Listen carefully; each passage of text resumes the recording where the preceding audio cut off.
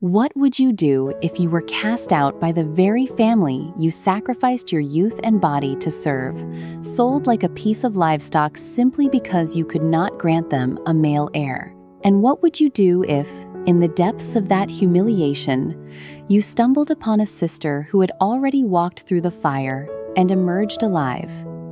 The scene opens in a bustling, chaotic roadside market. The air is thick with the scent of raw produce and the aggressive shouts of vendors. A young, pregnant woman, Led, stands alone, clutching a basket of bitter melons and wild fruit. Her eyes are hollow, darting around with the desperate, frantic energy of someone who has nowhere else to turn. Every person who passes her ignores her wares failing to garner a second glance. She is drowning in plain sight. Across the market, Tu Tien is shopping. She is calm, her movements measured, a stark contrast to the storm brewing in Ly's eyes. As Tu Tien pauses to inspect some fresh bamboo shoots, she catches a glimpse of the woman in the corner. Her hand freezes. She recognizes that posture, the weight of a soul bearing an unbearable burden. She doesn't just see a stranger. She sees a reflection of her own darkest, most agonizing days. Tu Tien approaches slowly, her voice soft, cutting through the market's din. "Ly? Is that you?" Ly flinches, her body curling inward as if bracing for a blow. She tries to hide the basket, her voice trembling. "Sister, I didn't expect to see you here. Why are you so far from home?" Tu Tien asks, her gaze locking onto the visible tremor in Ly's hands and the slight swelling of her belly. "And why are you selling this? This isn't your way."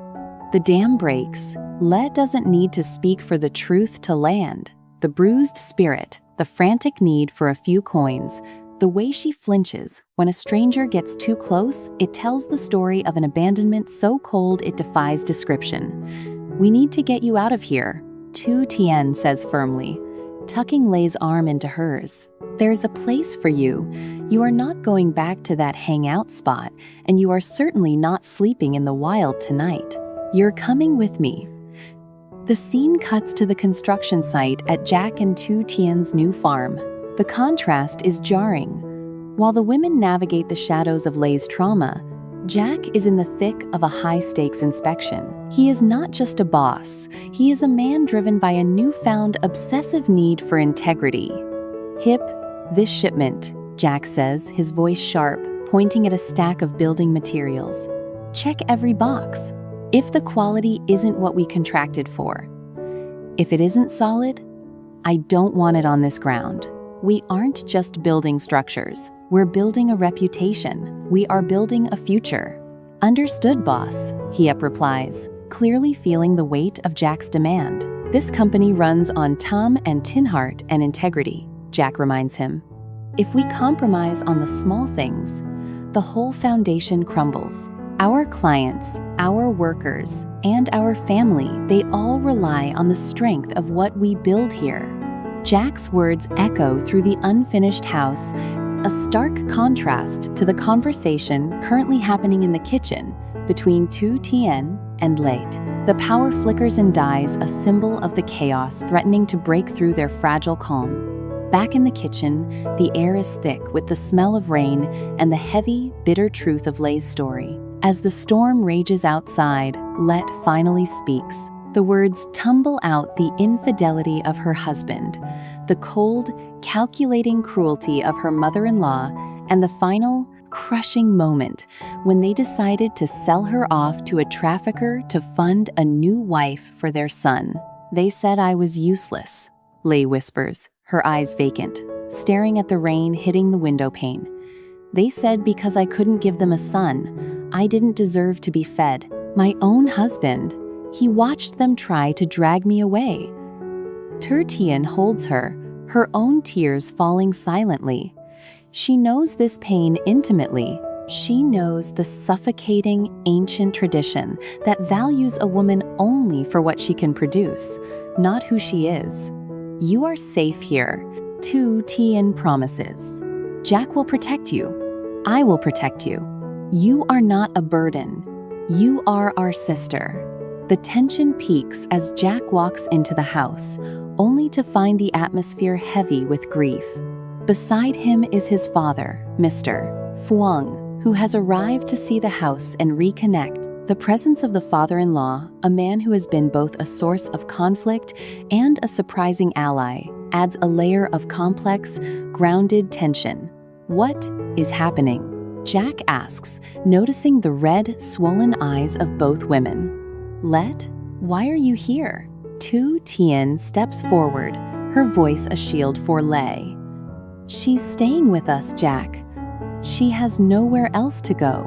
Her family, they betrayed her in the worst way possible." Jack looks at Ly, then at the storm raging outside, then at his father, who stands in the doorway, a silent observer of this broken family drama. The room is a microcosm of a much larger struggle, a battle between old, toxic traditions and the new, hard-won humanity they are trying to forge on this land. "Sit," Jack says, his voice softening into a resolve that is both protective and commanding. We eat, and we talk. Then we decide what to do. Nobody is throwing anyone out. Not on my land."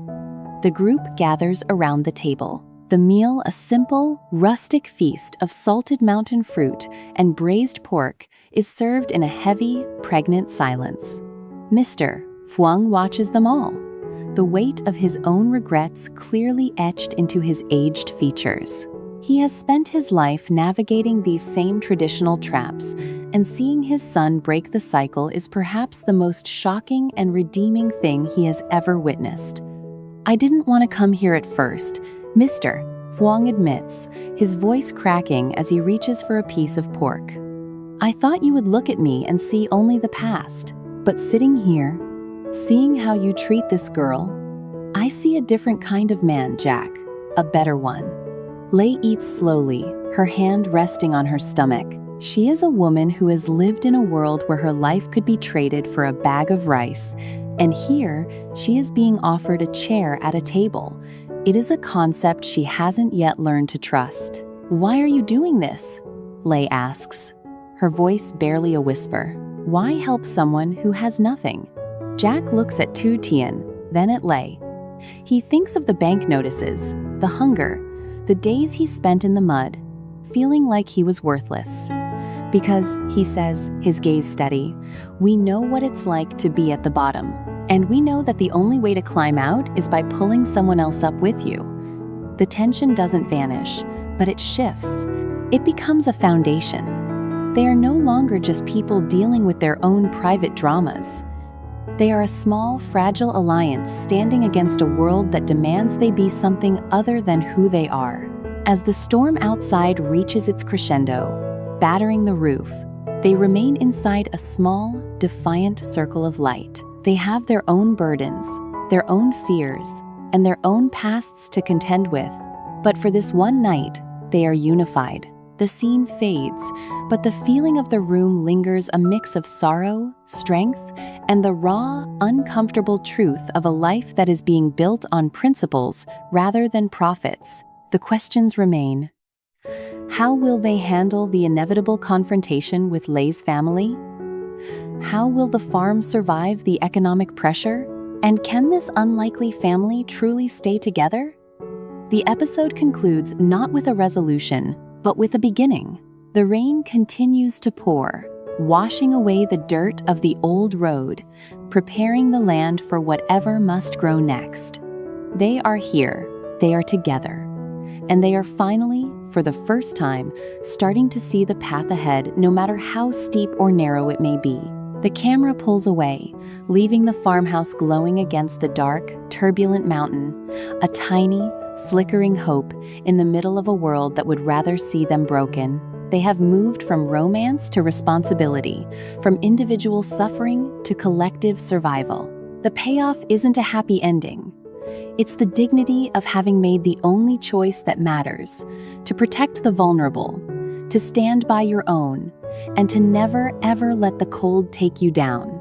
As the credits begin to roll, The lingering image of the farmhouse acts as a final, silent promise.